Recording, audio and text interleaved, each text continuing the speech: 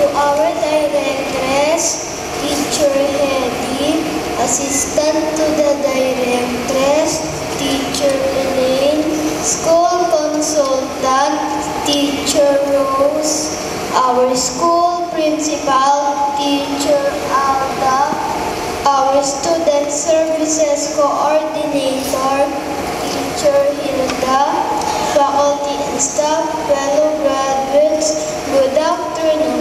It is a great honor for me to be in front of you all and welcome everyone.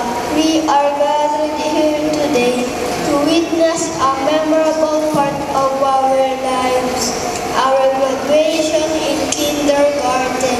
This is also a gift for those who took part in contributing hard work and sacrifice for us students to achieve this success. This occasion is not yet the end of our journey. Instead, it is the beginning of our new adventure, which marks the start of our elementary education. So, to our parents, teachers, guests, thank you very much for your presence here today and for joining us in celebrating this wonderful achievement. Again, on behalf of the graduating class 2013, I welcome you all to this 18th preschool graduation day of Morning Star Montessori School Incorporated.